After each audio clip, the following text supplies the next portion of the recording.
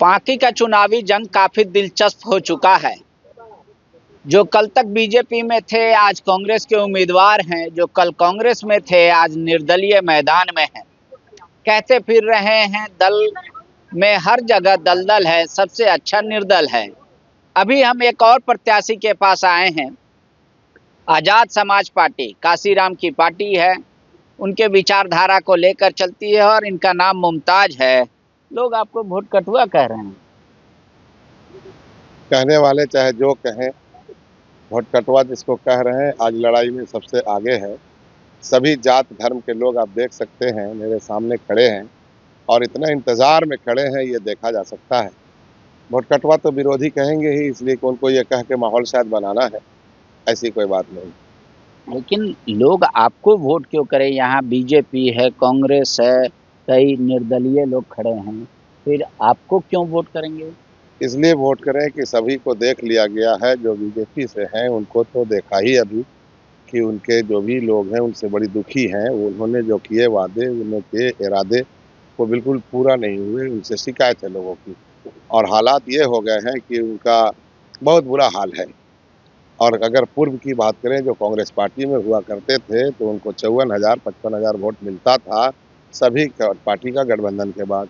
अब वो निर्दलीय हो गए तो अब उनको कितना वोट मिलेगा वो खुद समझे। जहाँ से निकल गए तो निर्दलीय में उनको 20-25 हजार वोट मिल जाए, बहुत बड़ी बात है। मेरे साथ तो जमात है, अपना समाज है और संत शिरोमणि रविदास के मानने वाले, बाबा साहब भीमराव अम्बेडकर के आइडियोलॉजी को मानने वाले और अभी वर्तमान में भाई चंद्रशेखर आजाद माननीय सांसद के आइडियोलॉजी और विचारधारा को मानने वाले लोग हैं जो हमारे साथ हैं। दूसरी बात ये भी है कि मेरा व्यक्तिगत जो विचारधारा है, यहाँ हिंदू मुस्लिम भेदभाव जात पात से बाहर रहने की मेरी परंपरा है और इसको पूरे पलामू के लोग जानते हैं। पलामू से बाहर का बात मैं करूं तो छोटी मुँह बड़ी बात होगी, लेकिन पलामू में आप कहीं जाइए ये नाम जानने को बुझने में अनजान नहीं, अजनबी नहीं है। और मेरे सामुदायिक सौहार्द बनाने में, सद्भाव बनाने में, गंगा जमुना तहजीब जो भारत की पुरानी संस्कृति है उसको मजबूत करने में एक कदम आगे रहने की मेरी परंपरा है।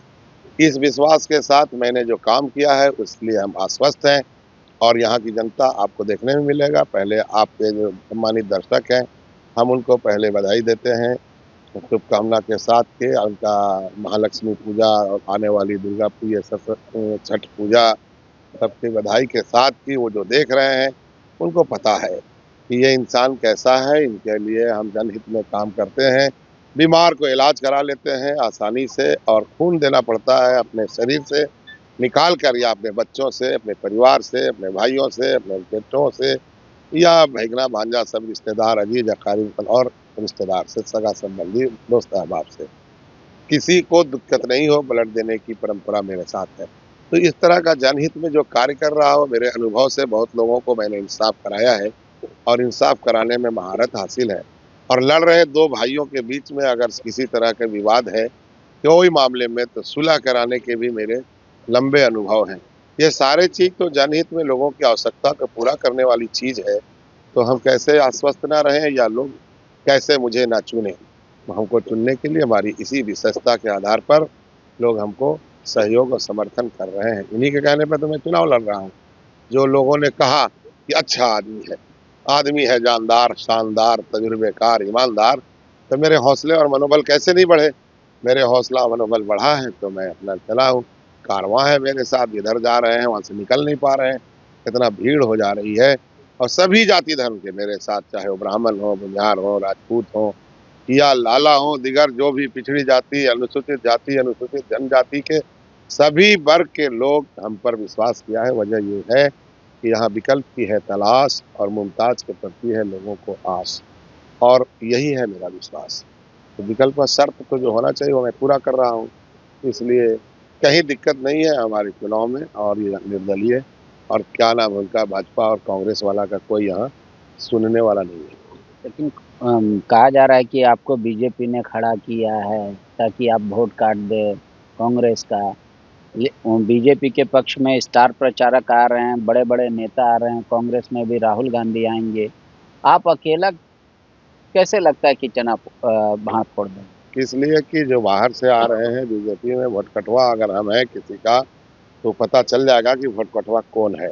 ये तो जनता जो जनादेश देगी उसकी गिनती होगी, सामने आ जाएगा।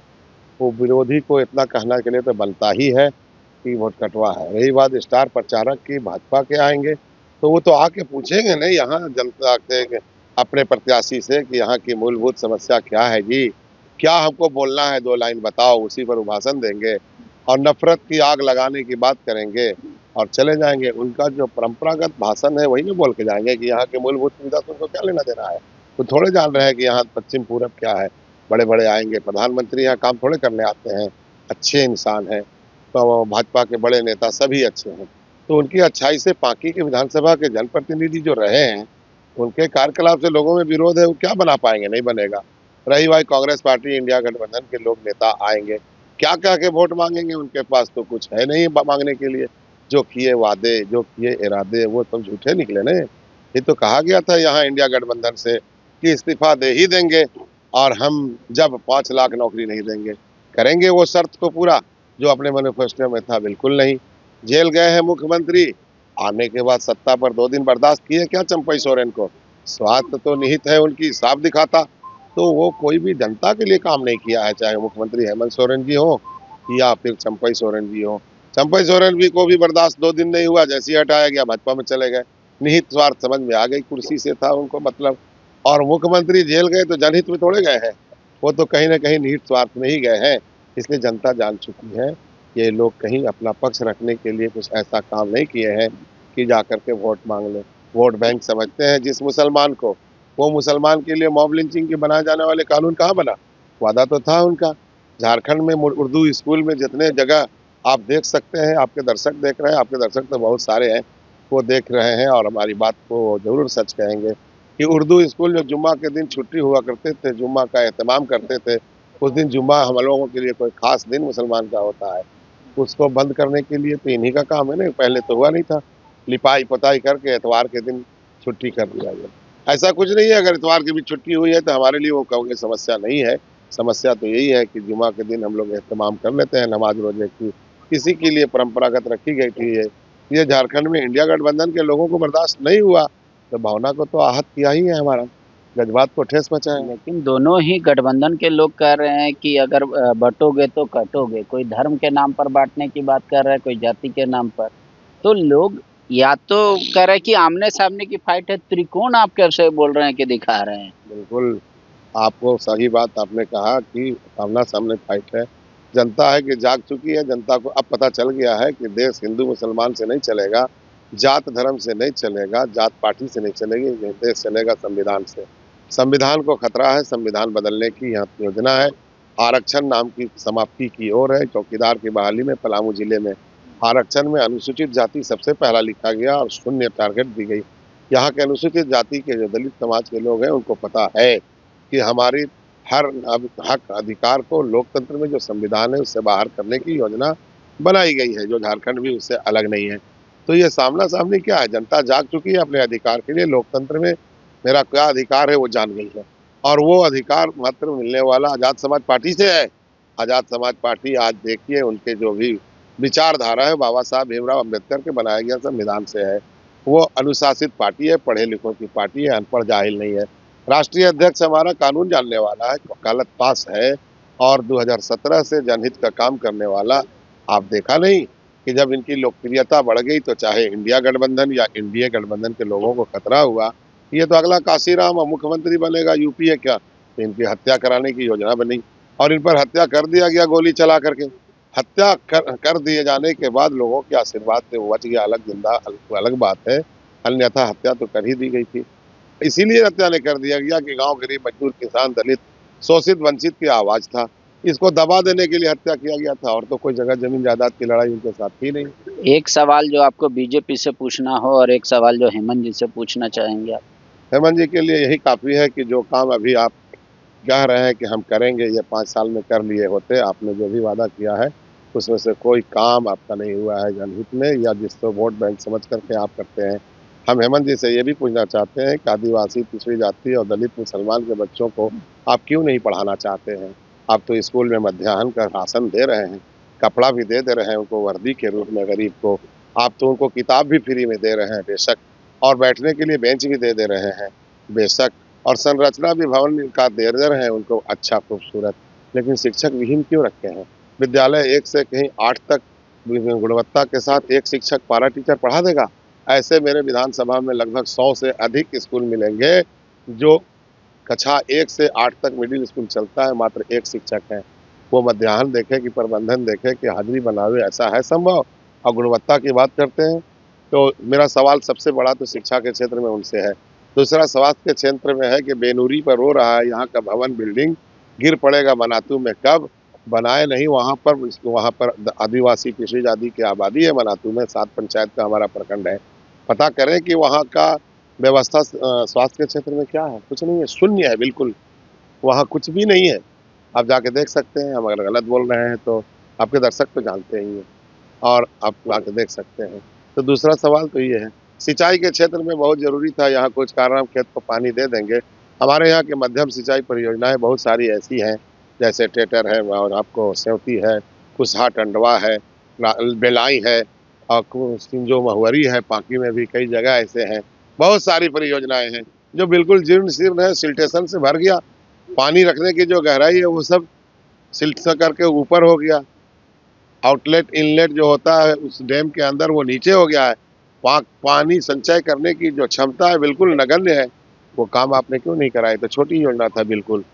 हमारे यहाँ पांकी बराज से जो लोगों को खेत तक पानी पहुंच सकता था, अरबों रुपया खर्चा हो चुका, 24 साल पहले से काम चल रहा है, कहाँ कुछ बना? 20 साल हो गया उसके कार्य शुरू किए हुए। लेकिन जो आपके प्रतिद्वंदी है वो तो टेस्टेड है, लोग कहेंगे एक विधायक है, एक पूर्व विधायक है, आप पे क्यों लोग दाव लगाएंगे? मेरे है ये कि विधायक है नहीं, वो सब फर्जी विधायक निकले। वो विधायक का जो शर्त पूरा होता है बिल्कुल नहीं किया, अनुभव के अभाव है उनको।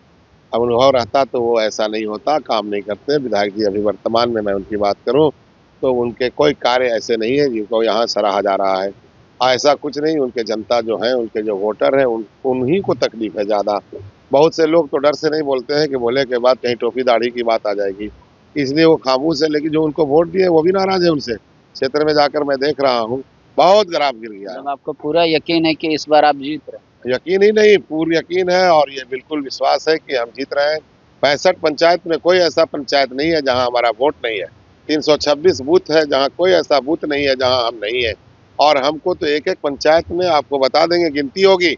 आज हम आपके माध्यम से लोगों को आगाह कर दे रहे हैं कि 2000 पर पंचायत, कई ऐसे पंचायत है जहाँ हमको वोट मिलेगा, कई एक ऐसे पंचायत है 2000 से ऊपर मिलेगा। 1000 पंचायत का वोट से तो कम कहीं है ही नहीं। तो जीत में कहाँ दिक्कत है? 50,000 कोई पार नहीं करेंगे। विधायक जी अगर देखिए दूसरे नंबर की लड़ाई सब लड़ रहा है, तो कोई अविदेश बाबू का फोटो लगा ले रहे हैं पीछे, तो कोई मधु बाबू का फोटो लगा ले रहे हैं पीछे। उन लोगों को पता है कि मेरे कर्म के आधार पर तो कुछ होना नहीं है। मेरे भी पिताजी अगर विधायक रहते तो शायद हम लगा लेते, लेकिन अफसोस है कि हम तो मजदूरी करने वाला गरीब आदमी, खेती बाड़ी बटाई करते हुए पल्लेदारी तक हम किया है और हम हरवाही दिन भर किया है और छोटा सा दुकान चला करके अपना अभी इस हाल में हम हैं।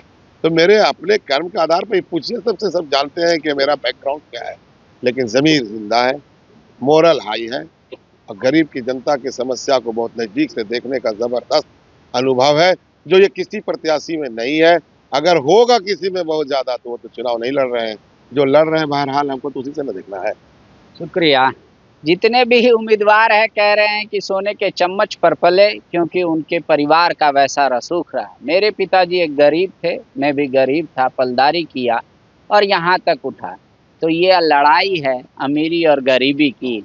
जनता इनको चुनेगी या किसी और को, वो तो 23 तारीख को ही पता चलेगा।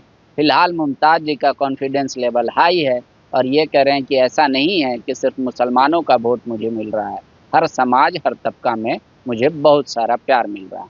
हम और प्रत्याशियों के भी बात आप तक पहुंचाने की कोशिश करेंगे, लोगों का भी हाल जानेंगे, समस्याएं भी दिखाएंगे कि अब तक या जिस क्षेत्र में हम जा रहे हैं वहाँ क्या क्या मुख्य समस्या है। शुक्रिया। TheFollowUp.in. Like, share and subscribe. www.thefollowup.in